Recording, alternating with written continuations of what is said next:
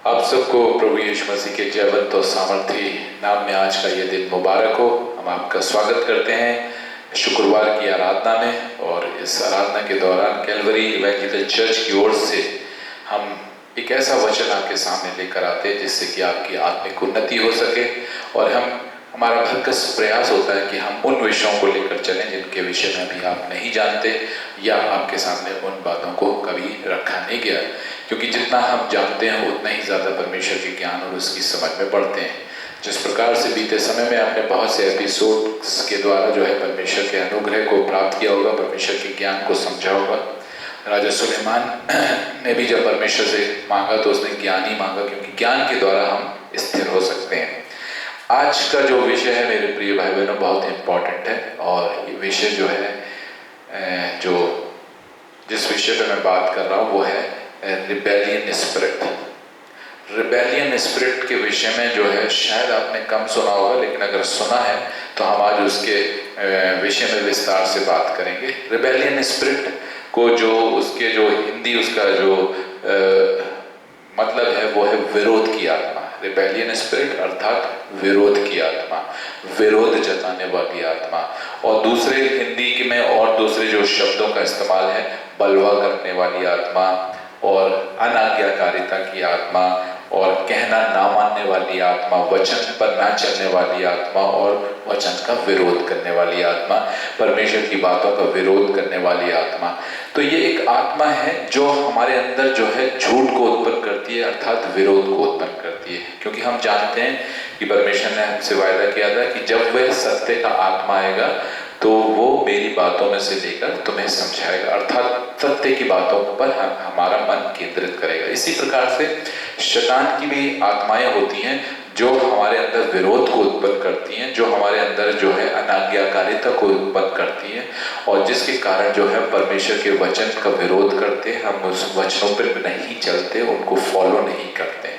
तो हमें बड़े ध्यान पूर्वक अपने आप को जांचना है। याद रखिएगा, कहीं आपको देखना है इस वचन के माध्यम से कहीं ये विरोध की आत्मा मेरे अंदर तो काम नहीं कर रही, क्योंकि यीशु मसीह ने ये बात कही थी। क्योंकि शैतान अक्सर जो है हमारी दृष्टि जो है दूसरों पर लगा देता और हम अपने अंदर झांकना भूल जाते हैं। और यीशु मसीह ने कहा था, पहले अपनी आंख का लट्ठा निकाल तब तो दूसरे की आंख के तिनकों को देखना। मेरे प्रिय भाई बहनों, मैं ये बताना चाहता हूँ अक्सर यही गलती हम कर बैठते हैं और हम नहीं जानते कि हमें जो है क्या करना चाहिए, और क्योंकि हमारी आंखों को शैतान बंद कर देता और हम सत्य को नहीं देख पाते। इसलिए अगर आपको शैतान को खत्म करना है, अगर आपको झूठ को नष्ट करना है, तो सत्य को बताना आवश्यक है, अर्थात परमेश्वर का प्रकटीकरण आपके जीवन में आवश्यक है। तभी शैतान आपके जीवन से और आपके मनों से मर सकता है। तो शैतान को एक्सपोज करना बहुत जरूरी है कि वो किस तरीके से काम करता है, किस तरीके से वो हमारे जीवनों के अंदर छल के साथ कार्य करता है। इन चीजों को हमें समझना होगा। तो रिबेलियन स्पिरिट अर्थात विरोध की आत्मा, आपको अपने अंदर जज करना है क्या वो आपके अंदर कार्य कर रही है। क्योंकि रिबेलियन स्पिरिट की सबसे बड़ी जो पहचान है अनाज्ञाकारिता की स्पिरिट है।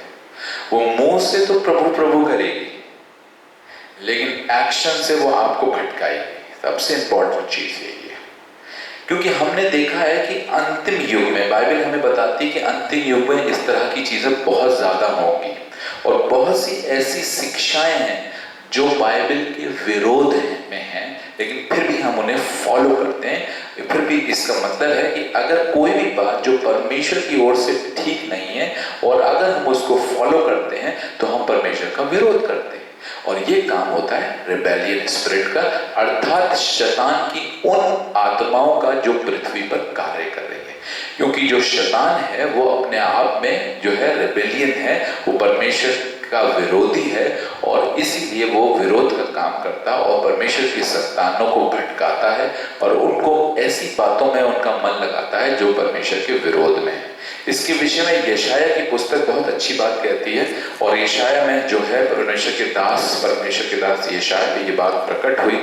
और हम देखेंगे यशाया पहला अध्याय और उसकी 5वीं और 6ठी आयत में, यशाया पहला अध्याय और उसकी 5वीं और 6ठी आयत में, तुम बलवा कर करके क्यों अधिक मार खाना चाहते हो? तुम बलवा कर करके क्यों अधिक मार खाना चाहते हो? बलवा मीन्स अगेंस्ट में जा जाके, मेरे अगेंस्ट में जा जाके, मेरी शिक्षाओं के अगेंस्ट में, मेरी विधियों के अगेंस्ट में जा जाके क्यों मुझसे मार खाना चाहते हो? आगे क्या लिखा हुआ है? तुम्हारा सिर घाव से भर गया, तुम्हारा सिर घाव से भर गया है और तुम्हारा हृदय दुख से भरा है। हाँ, पांव से सिर तक कहीं भी कुछ आरोग्यता नहीं, कहीं भी कुछ आरोग्यता नहीं, रोगों से भरे हुए हैं लोग। और आगे क्या लिखा हुआ है? केवल चोट और कोड़े की मार के चिन्ह और सड़े हुए घाव हैं, जो ना दबाए गए, ना बांधे गए, ना तेल लगाकर नरमाए गए। तेल लगाकर ये हालत हो जाती है उन विरोधियों की जो परमेश्वर के वचन से भटक जाते हैं, अर्थात परमेश्वर के आज्ञा का पालन नहीं करते, उसकी आज्ञा का उल्लंघन करते हैं, उसके वचनों का तिरस्कार करते हैं, उसके वचनों का अपने जीवन में विरोध करते हैं। याद रखिएगा। लेकिन ये क्या होता है, हम कई बार समझ नहीं पाते इन चीजों को। हम मुंह से तो यीशु यीशु करते हैं, लेकिन हम प्रैक्टिकल लाइफ में कई बार परमेश्वर का इन विरोध की आत्माओं के द्वारा परमेश्वर के वचन का विरोध करते हैं, तमाम उन बातों का विरोध करते हैं और ऐसी शिक्षाओं को अपने जीवन में ले आते हैं जो कि हमारे लिए ठीक नहीं है, अर्थात वो परमेश्वर की ओर से नहीं है। हम देखेंगे 2 तिमोथी की पुस्तक, जो कि तिमोथियस के नाम जो पौलुस ने खत लिखा था, दूसरा खत जो तिमोथियस के नाम लिखा था, उसके 4 अध्याय की 3 और 4 आयत को पढ़ेंगे। 4 अध्याय की 3 और 4 आयत को। क्योंकि ऐसा समय आएगा, क्योंकि ऐसा समय आएगा, और वरन अब आ चुका है, वे उस वक्त लिखी गई थी आने वाले समय के लिए। हाँ, ऐसा समय आएगा जब लोग खरा उपदेश ना सह सकेंगे। पहली चीज, जब लोग खरा उपदेश नहीं सुन सकेंगे। क्यों नहीं सुन सकेंगे खरा उपदेश? क्योंकि वो गलत मार्गों पे चल रहे हैं। जब आप किसी को टोकते हैं तो उसके अंदर जो है, उसके अंदर विरोध उत्पन्न होने लगता है। जब भी आप गलत होंगे और आपको चिताया जाएगा that you are wrong through the word of God and you are not doing right thing, आपके अंदर जो है गुस्सा उत्पन्न होगा, आपके अंदर चिड़न उत्पन्न होगी, क्योंकि आप उस परमेश्वर के दास का विरोध करेंगे। और इस चक्कर में, क्योंकि आपके अंदर विरोध की आत्मा काम कर रही है और आप सच्चाई को रियलाइज नहीं करेंगे, उसको पहचानेंगे नहीं, वनस्पत क्या करेंगे, उसके अगेंस्ट में काम करने लगेंगे। क्या काम करेंगे? आगे देखिए, पढ़िए क्या लिखा हुआ है। पर कानों की खुजली के कारण, कानों की खुजली के कारण मतलब जो चीजें आप सुनना चाहते हैं, कानों की खुजली। जब आपके पास सच्चा वचन आएगा आप उसे ग्रहण नहीं करेंगे, क्योंकि आप सच्चाई के मार्ग में नहीं चल रहे हैं।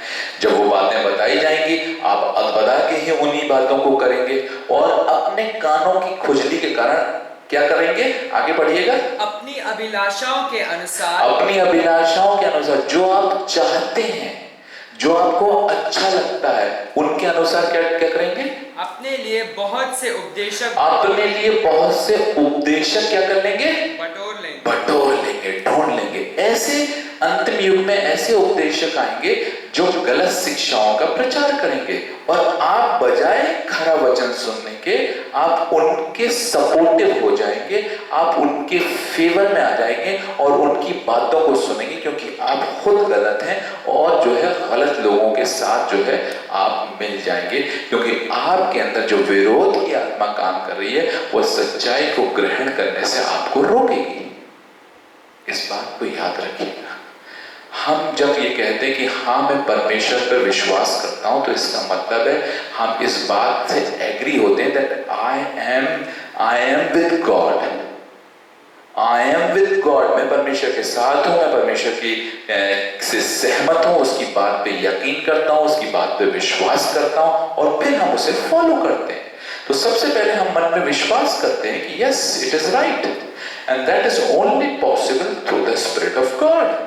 सत्य का आत्मा जब आएगा तो वो मेरी बातों में से लेकर तुम्हें समझाएगा। आज प्रॉब्लम यही है, जब आपके अंदर सत्य का आत्मा नहीं होगा तो आप असत्य की बातों पर मन लगाएंगे, क्योंकि हो नहीं सकता कि अगर आपके अंदर सच्चा आत्मा, परमेश्वर का आत्मा जो कि सत्य का आत्मा के द्वारा प्रकट किया गया है, अगर वो है तो वो आपको सच्चाई के लिए लगायत करेगा, अर्थात प्रेरित करेगा, और आपके अंदर जो वचन आप पढ़ेंगे उनके लिए आपके मन के अंदर हामी भरेगा, यस इट इज राइट, ये सही है। ये आपको समझना होगा मेरे प्रिय भाई बहनों, बड़ा गंभीर विषय है ये, और हम सबको इस बात को समझना होगा और जांचना होगा, एक बार अपने अंदर झांकना होगा, कहीं ऐसा तो नहीं है भूले भटके आपकी समझ में ना हो, आपने कभी ध्यान नहीं दिया हो कि आपके अंदर विरोध की आत्मा काम कर रही है, अर्थात वो झूठ की आत्मा काम कर रही है जो आपका मन जो है गलत शिक्षाओं पे अर्थात उन बातों पे लगा रही है जो परमेश्वर की ओर से नहीं है। ऐसे में यशायाह भविष्यद्वक्ता इस बात को कहता है कि फिर जो है परमेश्वर कहता है, फिर तुम मुझसे क्यों मार खाना चाहते हो, मुझसे बलवा करके क्यों मार खाना चाहते हो, क्यों तुम चाहते हो कि मैं तुम पर रोग भेजूं, क्यों चाहते हो कि मैं तुम्हें घायल करूं। पढ़िएगा जरूर से यशायाह पहला अध्याय उसकी 5वीं और 6वीं आयत, और स्पेसिफिकली ऐसे लोगों के विषय में कहा गया है। देखिए कई बार ऐसा होता है कि हम गलत शिक्षाओं और गलत चीजों पे चलते हैं और परमेश्वर हमें हमारा आपका इंतजार करता है कि आज मेरा बच्चा बदल जाएगा।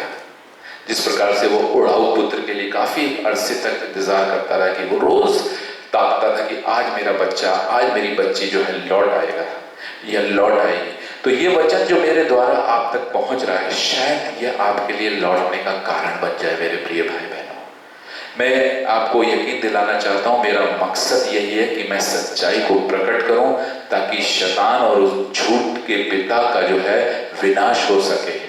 मैं उसे एक्सपोज करता हूं ताकि मैं हर प्रकार से मेरी ये कोशिश है कि तमाम उन गलत शिक्षाओं को, तमाम उन बातों को जो परमेश्वर की ओर से नहीं है, इस संसार के तमाम मसीहों के जीवन से दूर होने वाली हो सके।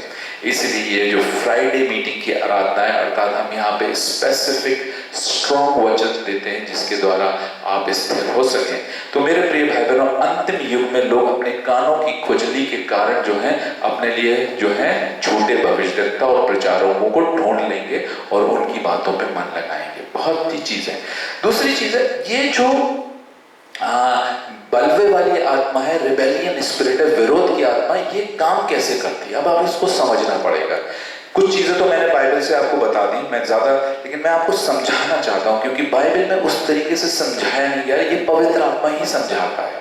तो कुछ बातें हमें पवित्र आत्मा समझाता है, बाइबल हमें कुछ बातों की हिंट देती है, और यदि हम उस पर मनन और चिंतन करते हैं तो परमेश्वर आत्मा हमारे उन्हें समझने में हमारी सहायता करता है। इसलिए जब भी कोई बात बाइबल में लिखी है तो उसको सीरियसली लिया करिए और उस पर मनन और चिंतन करा करिए, परमेश्वर से मांगा करिए कि परमेश्वर ये बताइए ये इस बात क्या कहना चाहती है, या परमेश्वर किसी और पर प्रकट करता है। अगर आप सच्चे हृदय से उस बात को सुनेंगे तो आपके अंदर परमेश्वर का आत्मा उसकी हामी देगा। तो क्या होता है जब भी कोई सही बात बचाई जाती है और अगर आप वो बात फॉलो नहीं कर रहे हैं, गलत बात फॉलो कर रहे हैं, तो क्या होता है कि जो झूठ की आत्मा है वो आपके अंदर है, ये गलत है, क्यों नहीं हो सकता, ये सब लोग तो कर रहे हैं। मैं आपको एक एग्जाम्पल दे रहा हूं। बाइबल के अंदर पौलुस ने मना करा है कि स्त्रियां जो हैं वो उपदेश ना करें। स्त्रियों को कलीसिया में उपदेश देने के लिए मनाही है, पौलुस ने साफ मना करा है। लेकिन फिर भी हम देखते हैं कि स्त्रियां जो है बढ़ चढ़कर जो है उपदेश दे रही हैं। उसके पीछे बहुत गहरा जो है इंपॉर्टेंस है कि उपदेश देने का अधिकार जो है परमेश्वर ने पुरुष को दिया है, क्योंकि स्त्री अपने ऊपर अधिकार नहीं ले सकती। जो परमेश्वर के अकॉर्डिंग जो औदा है वो है, पहले कलीसिया का सर जो है मसीह है, फिर पुरुष है, पुरुष की अधीनता में स्त्री, और फिर स्त्री और पुरुष के पीछे उनकी संतानें हैं अर्थात औलादे। तो ये एक सिस्टम है और इस सिस्टम को आज शैतान बिगाड़ रहा है। और जब हम किसी को समझाते हैं तो लोग कहते हैं नहीं देखो फलानी लेडी भी तो जो है जॉयस मेयर हैं, बहुत से ऐसे प्रीचर्स लेडीज हैं जो प्रीच कर रही हैं। मेरे प्रिय भाई बहनों, मैं आप लोगों को बताना, खास तौर से मैं अपनी बहनों को बताना चाहता हूँ, वो तमाम स्त्रियों को बताना चाहता हूँ, क्या बाइबल आपको परमिट करती है इस चीज के लिए? अगर आपको परमिट नहीं करती है तो आप वही करेंगे कि अपनी कानों की खुजली के कारण ऐसे उपदेशकों को ढूंढ लेंगे, जो कि पौलुस ने पहले से ही तीमुथियुस को ये बात बता दी थी कि ऐसी परिस्थितियां आएंगी और उस प्रकार से तो उनको शिक्षा देना। यहाँ पर मैं भी शिक्षा दे रहा हूँ मेरे प्रिय भाई बहनों, जो चीज बाइबल हमें मना करती है अगर हम उसके अगेंस्ट में जाते हैं, विरोध में जाते हैं, तो परमेश्वर से दंड पाते हैं।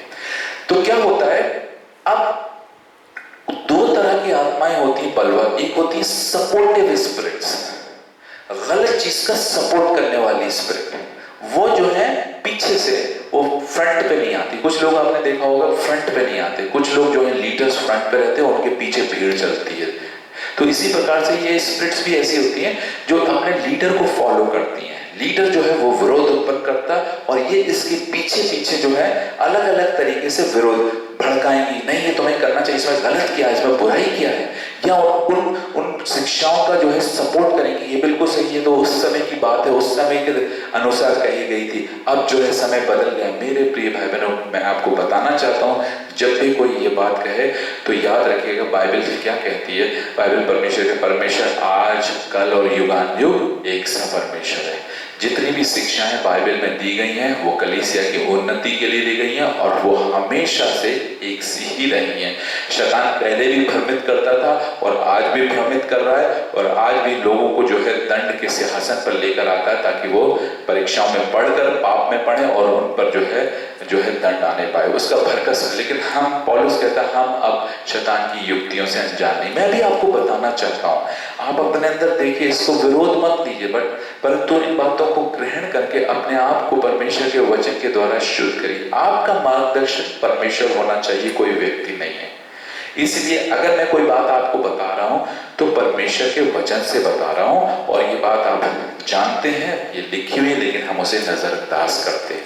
इसी प्रकार से बाइबल कहती है, तुम में से बहुत से उपदेशक ना बने, क्योंकि हम उपदेशक और भी ज्यादा जो है दोषी ठहरेंगे। लेकिन क्या है, अंतिम युग में यीशु मसीह ने कहा था, अंतिम युग में बहुत से झूठे मसीह और झूठे प्रचारक उठ खड़े होंगे, क्योंकि वो अपने लाभ के लिए और पैसे के लिए और अलग अलग प्रकार के लाभों के लिए जो है सुसमाचार और प्रीचिंग का जो है सहारा लेकर वो अपने रोजी रोटी का जो है वो प्रयोजन करने लगते हैं। और भी उनके पास बहुत से जो है लोभ होते हैं, जिसके कारण, क्योंकि उनके पास परमेश्वर की कॉलिंग नहीं होती, उनके पास परमेश्वर का रेवलेशन नहीं होता।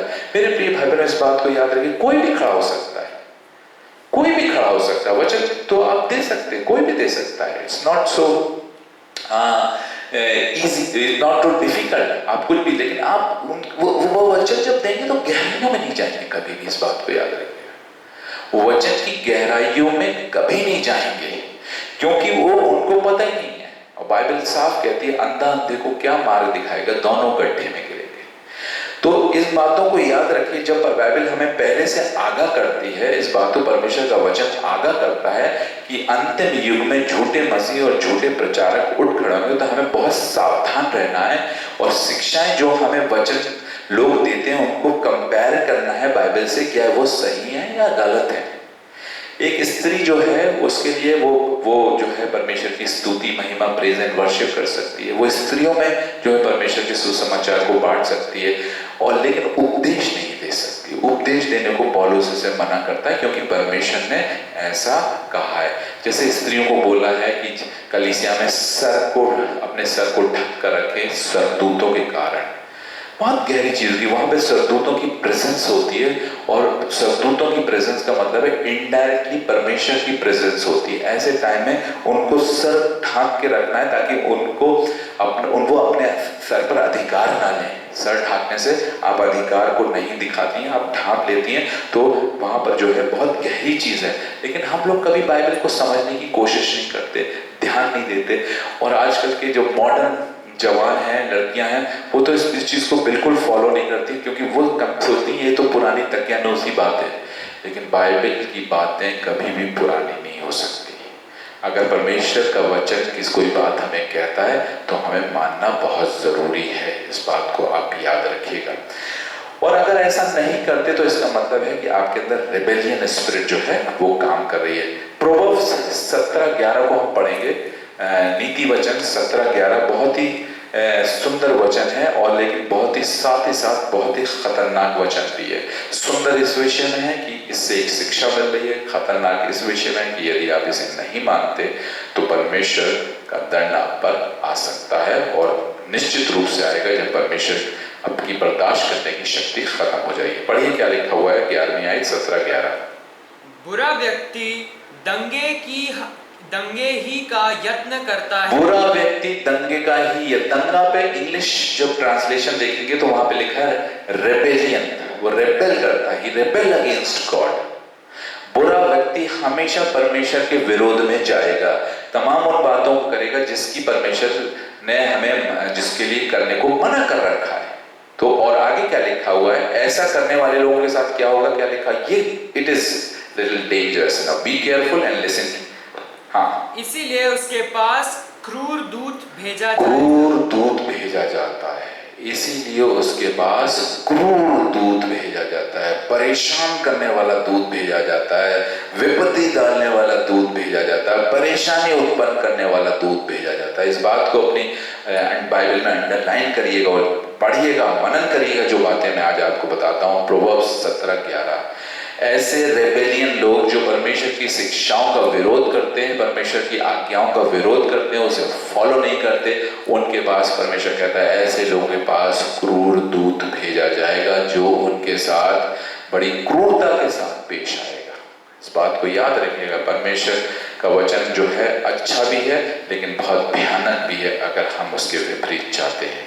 तो बाइबल कहती है क्या ही भयानक बात है जीवित परमेश्वर के हाथों में पड़ना।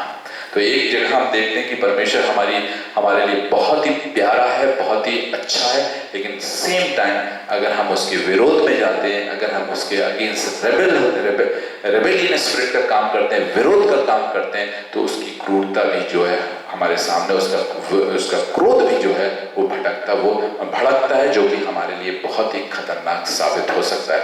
मैं आपको चेतावनी दे रहा हूँ इस वचन के द्वारा, जितने भी लोग हैं आप अपने आप को जांचें, अपनी शिक्षाओं को देखें, आपके चर्च के अंदर, अपनी कलीसिया के अंदर, या आप ऐसे लोगों को तो नहीं फॉलो कर रहे हैं जो गलत शिक्षाएं देते हैं।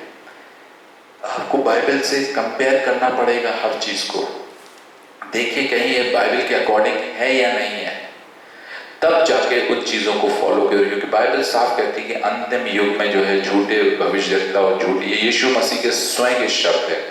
दूसरा वचन हम पढ़ेंगे 2 थिस्सलुनीकियों को निकालेंगे और उसका दूसरा अध्याय, उसकी तीसरी वर्ष, उसका दूसरा अध्याय और उसकी तीसरी वर्ष।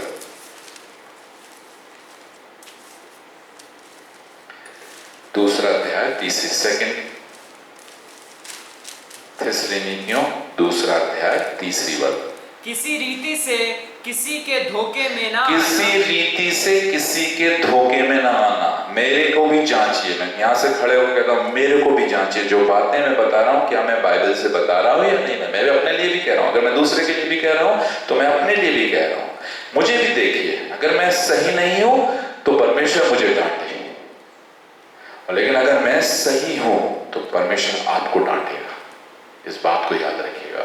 और मैं आज जब यहाँ पे खड़ा हूं तो पूरी विश्वास योग्यता के साथ और इस मनसा से खड़ा हूं कि मैं सच्चाई का प्रचार करूंगा, शैतान को एक्सपोज करूंगा, उसके कामों को एक्सपोज करूंगा, झूठी शिक्षाओं को एक्सपोज करूंगा। मैं किसी व्यक्ति विशेष के विरोध में नहीं हूं, मैं कभी भी किसी व्यक्ति का नाम नहीं लेता हूं, क्योंकि मैं सिर्फ उन गलत बातों की चीजों के बारे में बताता हूं ताकि कोई भी व्यक्ति जो है अगर वो ऐसी हरकत कर रहा है, अगर वो कोई गलत शिक्षा के पीछे चल रहा है तो वो उसे समझे और उससे वापस लौटे। क्योंकि क्या ही भयानक बात है पर मैं जीवित परमेश्वर के हाथों में पड़ना। इस बात को याद रखिएगा, यशाया 1:5-6 याद रखिएगा, क्योंकि जब परमेश्वर घायल करता है तो बहुत ही बुरा होता है। फिर क्या लिखा हुआ आगे, क्योंकि वह दिन ना आएगा जब तक धर्म का त्याग ना हो। जब वो दिन ना आएगा, क्योंकि अंतिम युग में क्या है, धर्म का त्याग, अच्छी बातों का त्याग करना, अच्छाई का विरोध करने वाले लोग उठ खड़े होंगे और गलत शिक्षाओं को, गलत टीचिंग्स को, गलत बातों का बढ़ावा देंगे जो कि परमेश्वर के वचन के खिलाफ है। इस बात को याद रखें। तो हम ऑलरेडी इस बात को जानते हैं, जिस प्रकार से अभी हम देख रहे हैं ये कोरोना जो है महामारी आई हुई है। आप देख रहे हैं टिड्डियों का जो है बार बार राजस्थान और यूपी के कई देशों में, कई इलाकों में आना, इस बात का संकेत है। बाइबल इस बात को हमें बताती है कि ये जो है महामारी और परेशानियों का जो है पीड़ाओं का आरंभ हो गया है और परमेश्वर का क्रोध जो है अब भड़कना शुरू हो गया, क्योंकि लोगों ने अपने मन को नहीं फिराया।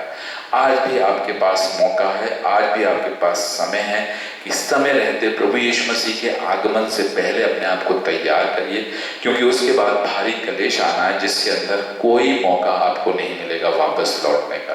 मैं आपको विनती करता हूँ और साथ ही साथ आगाह भी करता हूँ कि परमेश्वर के वचनों को जो है आप सीरियसली लीजिए और उसकी ओर मनन करिए, उससे मांगिए। दूसरी आगे बढ़ेंगे, क्या लिखा हुआ है? और वह पाप का पुरुष हाँ। अर्थात विनाश का पुत्र हाँ। प्रकट ना हो, हाँ। जो विरोध करता है हाँ। और हर एक से जो ईश्वर या पूज्य कहलाता है अपने आप को बड़ा ठहराता है। तो पाप का पुरुष जो है वो अब प्रकट होना शुरू हो गया है। निश्चित रूप से वो अपनी प्रकटीकरण को हमारे अंदर और बहुत से लोगों के अंदर प्रकट कर रहा है। वो अर्थात वो विरोध का पुरुष, वो विरोध करने वाली आत्मा जो है आज भी हमारे जीवनों में बहुत से लोगों के जीवन में कार्य कर रही है, और उस विरोध के कारण उसने सत्य को छुपा रखा है। आज मैं मसीहों से बातचीत करना चाहता हूँ मेरे प्रिय भाई बहनों। ये स्पेशल फ्राइडे आराधना जो है वो परमेश्वर के गहन ज्ञान के लिए जो है ये मैंने आराधना रखी है। यहाँ पर हम परमेश्वर के गहरे वचन को शेयर करते हैं और बताने की कोशिश करते हैं कि परमेश्वर अपने वचन के द्वारा हमसे क्या कहना चाहता है। तो मेरे प्रिय भाई बहनों, आज अपने अंदर झांकिए। यीशु मसीह कहता है बर्तन को अंदर से साफ करो, अपनी आंख का लट्टा निकालो, दूसरे की आंख का तिनका मत। नाउ थिंग्स, कई बार ऐसा होता है कि हम जब दूसरों को देखने लगते हैं तो हम अपने आप को भूल जाते हैं करेक्ट करना, कहीं हम गलत तो नहीं है। ये आज सबसे बड़ी बात। तो विरोध की आत्मा जो है बड़े चतुराई से भी अलग अलग तरीके से वो काम करती है। कई बार वो डायरेक्ट विरोध करती है, कई बार वो इनडायरेक्ट विरोध करती है। कभी वो आपको बहकाएगी, कभी आपको वो कहेगी नहीं ये इंसान गलत है। उन बातों के लिए जो सही है उनके मनों के अंदर, आपके मन के अंदर उन बातों के प्रति शंका डालेगी। तो विरोध की आत्मा बहुत चालाक, शैतान शुरू से ही चालाक है और वो क्राफ्टी है। उसके लिए बोला गया है कि वो क्राफ्टी है और वो बहुत चालाकी और चतुराई के साथ कार्य करता है। इसलिए आपको परमेश्वर के वचन का ज्ञान होना बहुत ही जरूरी है। इसलिए मैं आप सबसे विनती करता हूं कि इस वचन की गहराई को समझिए, इस वचन की गहराई में जाइए। पहला सैमुएल 15:23 में जो है कंपेयर किया गया है कि एक विरोध की आत्मा, अनाज्ञाकारिता की आत्मा, परमेश्वर के वचन का इनकार करने वाली आत्मा का कंपैरिजन हुआ है। पहला सैमुएल उसका 15वां अध्याय उसकी 23वीं आयत, 23 वर्स। फर्स्ट सैमुएल, पहला सैमुएल उसका जो है 15वां अध्याय उसकी 23वीं आयत को पढ़ेंगे। देख, बलवा करना और भावी कहलाने वाले से पूछना एक ही समान है। कह रहा बलवा करना, रेबेलियन स्पिरिट, और परमेश्वर के अगेंस्ट में जाना, परमेश्वर के विरोध में जाना, और भावी कहलाने वाली लोगों से पूछना, मतलब भविष्य बताने वाले लोगों के पास जाना, दोनों एक बराबर है। परमेश्वर ने मना कराया कि ऐसे लोगों के पास जो भविष्य बताते मत जाओ, क्योंकि ये दुष्ट आत्माओं के द्वारा भविष्य बताते हो। परमेश्वर इसमें हमें सम्मिलित होने नहीं देता। मैं आज ये सबको बताना चाहता हूँ, जो लोग भविष्य को पढ़ते हैं मैगजीन्स के अंदर, जो टीवी के अंदर अपने भविष्य को देखते हैं, ये पहले से मना कराया, क्योंकि भावी कहलाने वाली आत्मा होती है, अर्थात भविष्य कहलाने वाली एक दुष्ट आत्मा होती है जो कि आदमियों को, इंसानों को भ्रमित करती है। इस बात को याद रखिए, पहले ही परमेश्वर ने। और ऐसे लोग जो परमेश्वर के वचन के अगेंस्ट में जाते हैं वो उसी कैटेगरी में आ जाते हैं। दूसरा कहाँ पे, दूसरा आगे पढ़ेंगे, क्या लिखा हुआ है? और हट करना, मूर्तों और ग्रह देवताओं की पूजा के तुल्य है।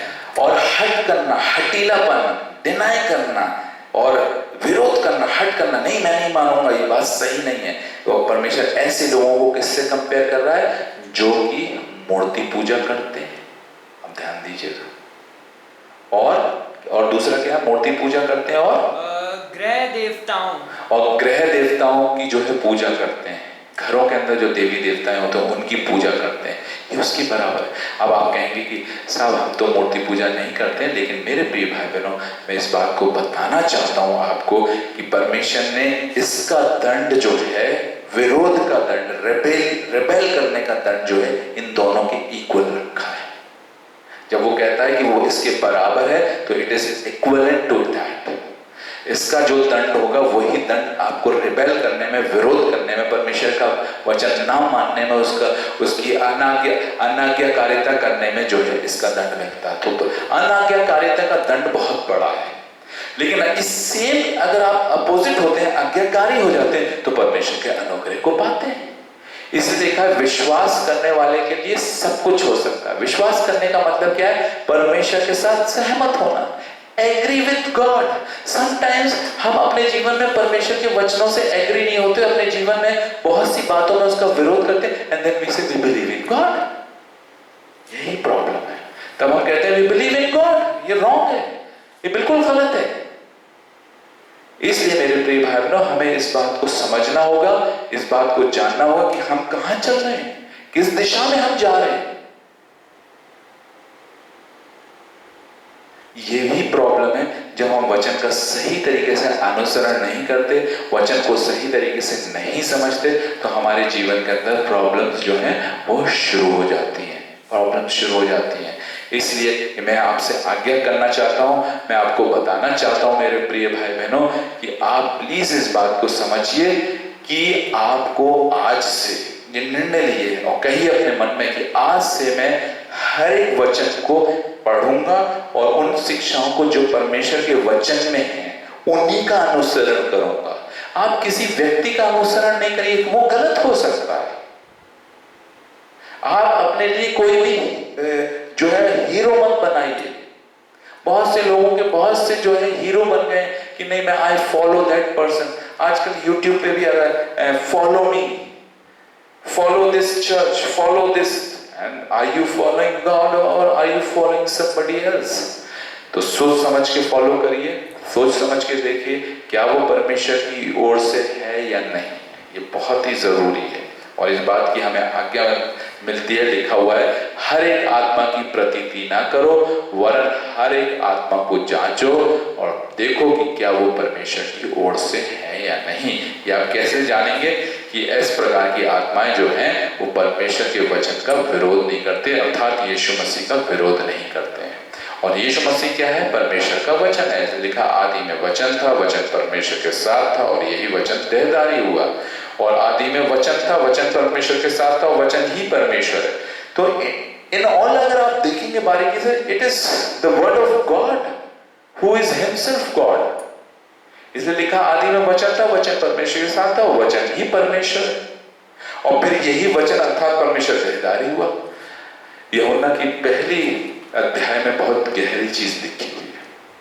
कई बार जब हम परमेश्वर के वचन का तिरस्कार करते हैं तो एक्चुअली हम परमेश्वर का तिरस्कार करते हैं, डायरेक्टली हम उसका तिरस्कार करते हैं, डायरेक्टली हम उसके अगेंस्ट में जाते हैं, हम रिबेल करते हैं उसके वचनों के अगेंस्ट। और इसी कारण जो है परमेश्वर की सामर्थ जो है भरपूरी से हमारे जीवन में नहीं। आखिरी बात कह के मैं खत्म करूंगा, मत्ती की इंजील उसका 7वां अध्याय, और मैं हमेशा इस बात को जो है बोलता हूँ, बहुत ही सुंदर है, यीशु मसीह ने ये स्वयं बोली है। मत्ती 7:21 को हम पढ़ेंगे, किस प्रकार से जो है परमेश्वर का जो वचन है, किस प्रकार से परमेश्वर का वचन जो हमें क्या आज्ञा देता है।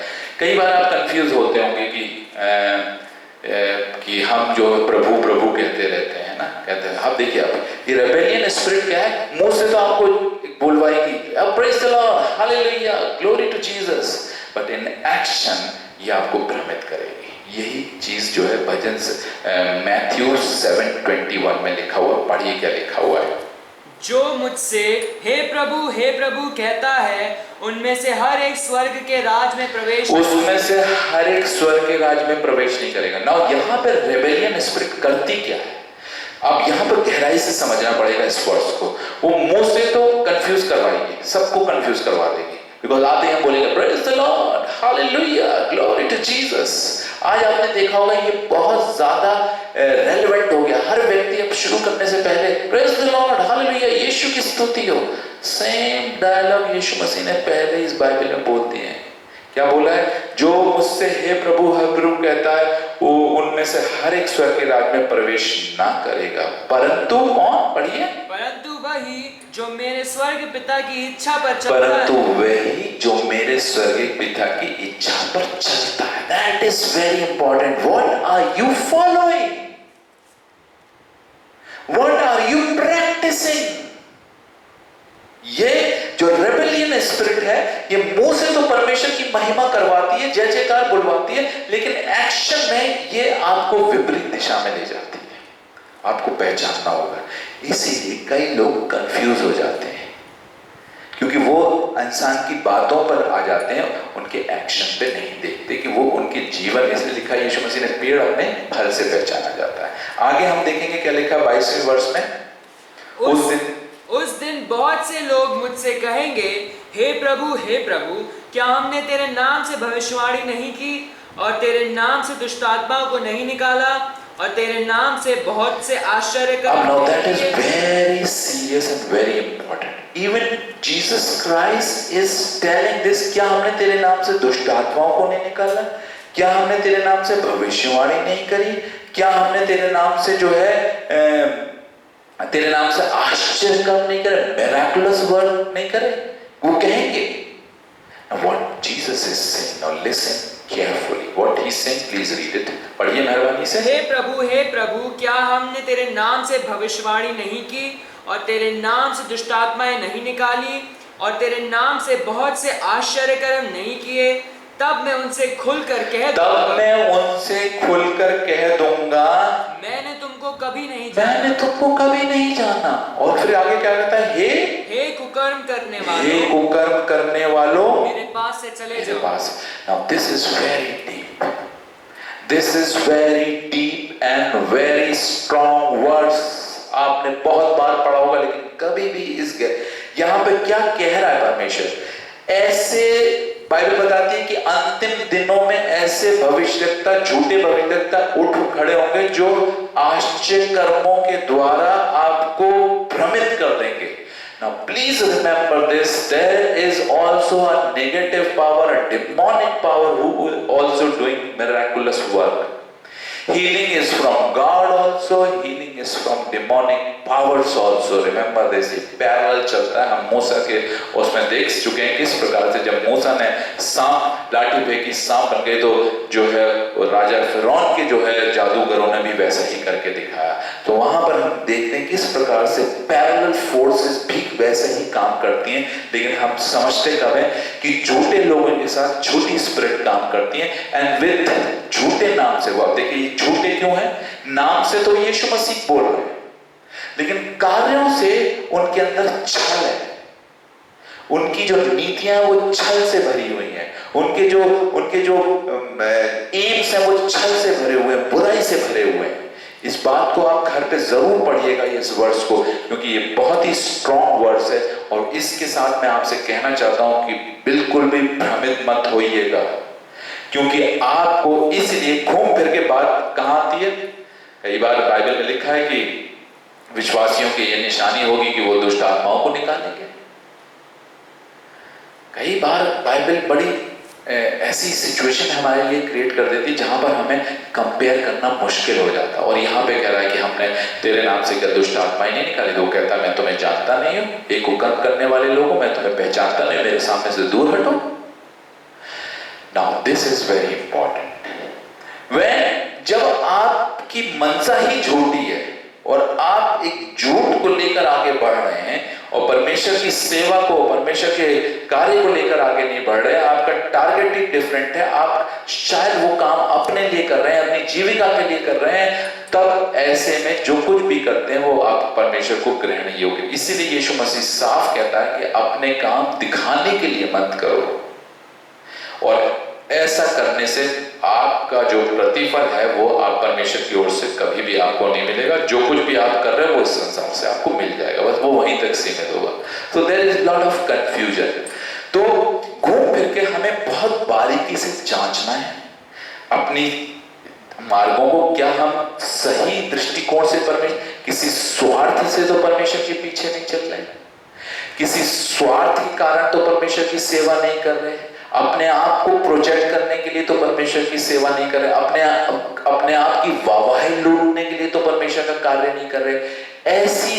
ऐसी स्थिति में हम परमेश्वर की सेवा नहीं करते, ऐसी स्थिति में हम अपनी ही सेवा करते हैं, इसलिए हम झूठे ठहराए जाते हैं। और प्रभु यीशु मसीह कहता है कि मैं उस वक्त तुमको नहीं पहचाना, चाहे तुमने आश्चर्य काम क्यों ना करे होंगे मेरे नाम से, तब भी मैं उनको तवज्जो नहीं दूंगा, क्योंकि आपने जो कुछ भी करा उसकी मंशा ही गलत थी, और आपने जो कुछ भी करा वो एक गलत सोच और गलत विचारधारा के साथ गलत जो है टारगेट लेकर उन चीजों को करा। तो इस बात को याद रखिए, बहुत सी बातों में जब परमेश्वर हमें कुछ बातों के लिए मना करता है, हमें पूरे टाइम परमेश्वर के वचन के पैरामीटर में चलना है। इस बात को याद रखिएगा, यहाँ मैं आपको बताना है उसके पैरामीटर में चलना है और उसी के अनुसार जो है अपने कार्यों को पूर्ण करना है। तो इस वचन के द्वारा मैं आप सबको एक बार फिर प्रेरित करूंगा कि इस रेबेलियन स्पिरिट से बचिएगा। और क्योंकि समय के अभाव के कारण मैं ज्यादा गहराई में नहीं जा रहा हूं, लेकिन अगर आपका इंटरेस्ट होगा और अगर आप ढूंढेंगे तो परमेश्वर इन बातों को और भी ज्यादा गहराई से प्रकट करेगा। क्योंकि यदि आप ढूंढना ना चाहें, यदि आप जानना ना चाहें, तो हर एक वचन जो है वो बेकार चला जाता है। क्योंकि बाइबल कहती है जो ढूंढेगा वही पाएगा, जो खटखटाएगा उसके लिए खोला जाएगा, और जो मांगेगा उसको दिया जाएगा। इस सिद्धांत को अपने जीवन में रखिएगा। जब तक ये बात आपके मन में नहीं आएगी तब तक पवित्र आत्मा आपको परमेश्वर की बातों को कभी भी प्रकट नहीं करेगा।